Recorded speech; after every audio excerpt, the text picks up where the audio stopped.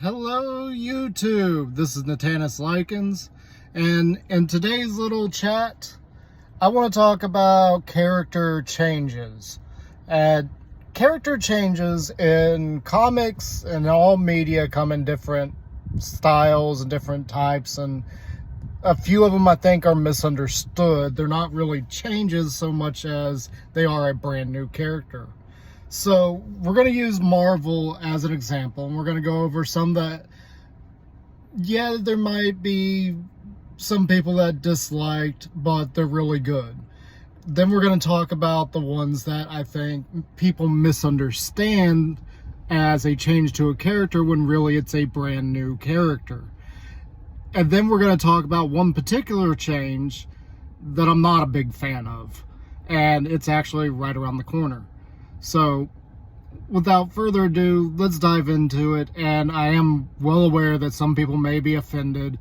This is not meant to be offensive, so just listen, just hear me out, okay? So let's start off with Nick Fury. For those that don't know, Nick Fury was originally a white male portrayed in Marvel Comics as the head of S.H.I.E.L.D. Now, when they went to make the Ultimates comic series, one of the artists, I guess, I actually do not know for sure, but one of the artists suggested that he would like to change Nick Fury to look more like Samuel L. Jackson. And they did. And this change was phenomenal. They kept the character exactly the same. They didn't change anything about him other than his appearance. And I have no issue with this. This was amazing. It was a great change. And when time came for the movies to start rolling out, and we got to see Nick Fury, Samuel L. Jackson, standing there, the hype was real. Like, that was epic. He was literally portraying the character that they modeled him after. So that was awesome. It was an awesome change, and I have no qualms about it. It's been brilliant. And Samuel, you've been an amazing Nick Fury. And I can't wait to see more, even if it's just a little bit. And I hope you continue playing on the character in little snippets here and there for a while. I don't know how long you plan on it, but I hope you do it for a while longer.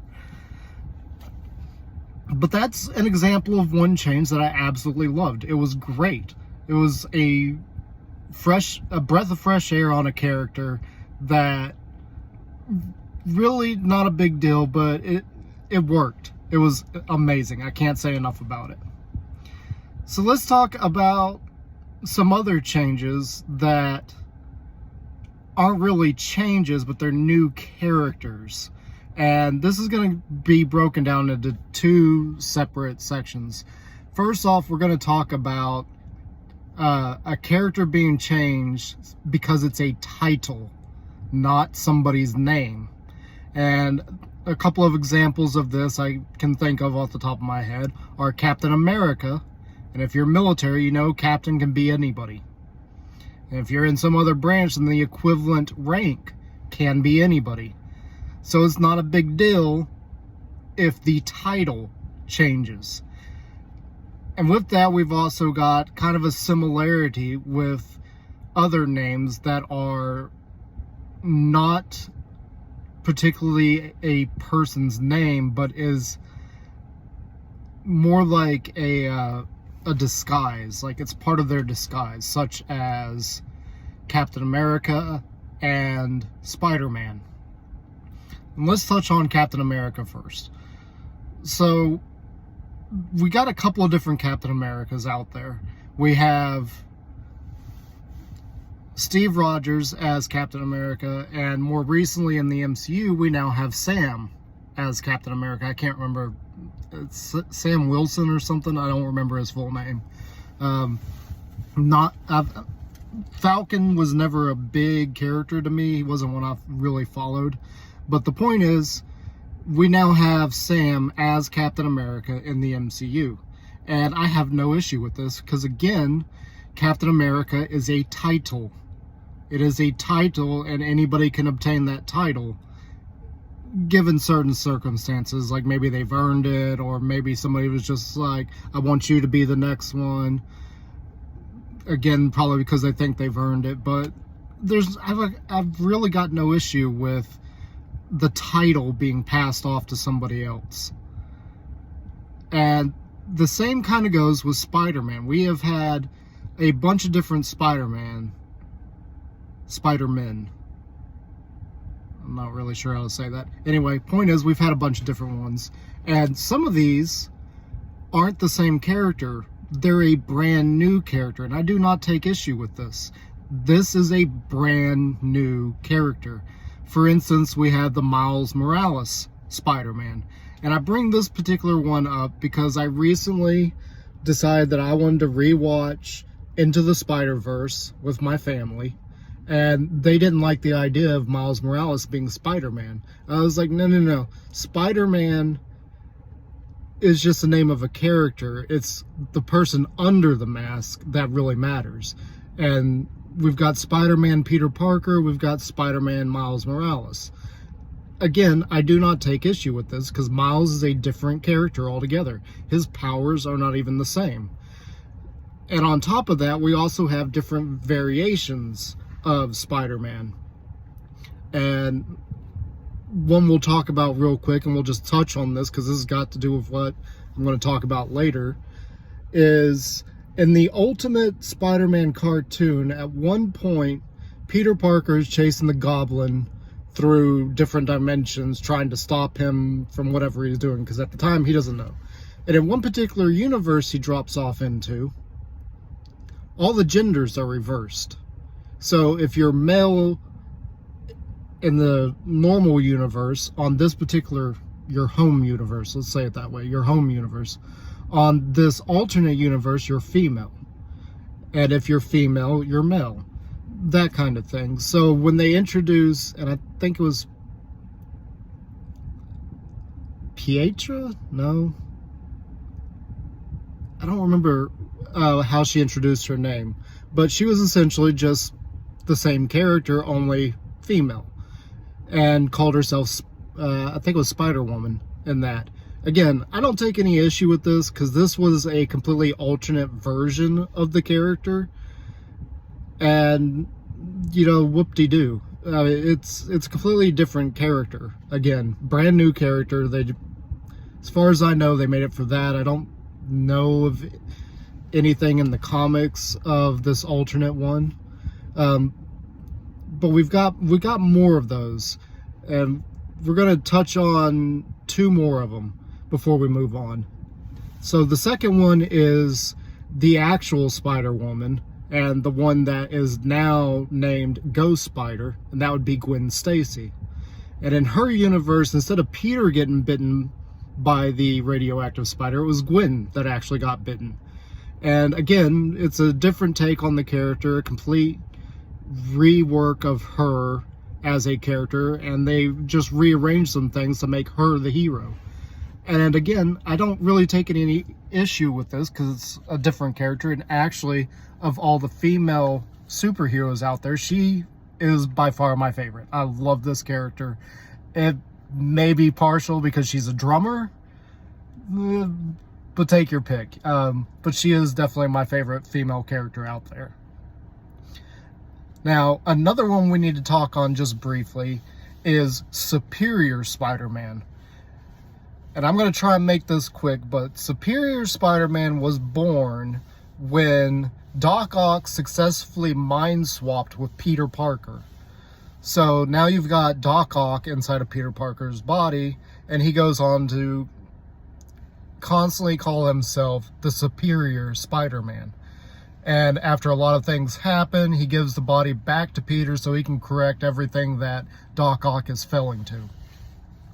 Sometime after that, Peter gets the bright idea to clone Doc Ock, insert some of his own DNA in there so that this new body is a combination of Doc Ock and Peter, so that he keeps the spider powers. And effectively, that's where we get Superior Spider-Man with Doc Ock's rebirth. So the character moves on to the West Coast in San Francisco, I think is where he's based, and calls himself the Superior Spider-Man. Again, this is a completely separate character, and I have no problem with that. But after a while, from what I understand, because I haven't collected the Spider-Man comics, I did collect the Superior, he eventually goes back to being just Doc Ock. And honestly, Marvel, if you see this, I really wish you would continue with the Superior Spider-Man. I would love to see that character progressing from his villainous ways to maybe an anti-hero kind of character to a full-on hero. And like this would take years and years of comics, I'm thinking. And the story arc would be like multiple different things going on. Like maybe he's trying to earn certain heroes' trust. Maybe there's one that just never trusts him. Like maybe Thor just doesn't trust him, and a couple of others. And over time, we get to see this character develop into the hero I think this character could be. I would love to see Superior Spider-Man continued, instead of just being like, nobody's interested, throw it off to the side. I love the character. I love the idea of a reformed Doc Ock becoming the hero that I honestly feel like that character could be. Like the arc for him in the War of the Realms, like that was touching. Like you could really read into the emotion the writers put into that of him becoming a hero. And I really would like to see that character continue, and I would love to see that character in the MCU. Like, he is one of my favorite characters out there. It's a shame that it was ended. Okay, so let's touch on the last one. And this is one that, after a while of thinking about, I don't like. So, some character changes, great. They did an amazing job with, and really like the changes, and there's been others. One particular one is they actually altered Tony Stark to look more like Robert Downey Jr., and I like that. That's a great one. And with the alternate characters passing on the moniker of something, even Batman has had a few different people don the mask. But again, those are monikers. Those are titles. And one of the things coming up, is literally next week, is the change to Thor. Okay, let's cover this a little bit. So Thor is the name of a male god in Norse mythology. A male god. Keep that in mind. This is a male character. End of story. This would be like changing any other character for no reason at all to something else. This is not a moniker. This is not a title. This is his name. So the idea that Jane Foster is Thor. At first, I liked the character. I liked her artwork. I liked the design. I liked the story. But as I was discussing it with my little brother, who is a big Norse mythology fan and a huge Thor fan, I mean, he's even got Mjolnir, like the actual Norse mythology symbol for Mjolnir, tattooed on his arm. The idea of Thor suddenly being a woman, like, again, this is not a title. This is not a moniker. That is a person's name, a Norse mythology male god. It does not set well with me when they change a character like in that way. Coming up with an alternate version and calling it Spider-Woman is fine. I've got no issue with that. They even gave that character a name that, again, I can't really remember what it was. And things like that are fine, but when you flat out change a character and then don't change the name at all, like, that makes no sense. I don't know what could have possessed them to do that. And that has been one of the biggest mistakes, I think, in modern media and entertainment, is changes to characters without reason. And they like half change it. They don't fully change it. They don't call it a brand new character. Now, I do know, and bear with me, I was collecting it. It was very interesting at first. Jane Foster has now become Valkyrie. Like, a Valkyrie. They don't... last I collected any of that, they didn't specify any particular Valkyrie. She was just a new character, new powers, all sorts of things, totally separate from the concept of that character being Thor.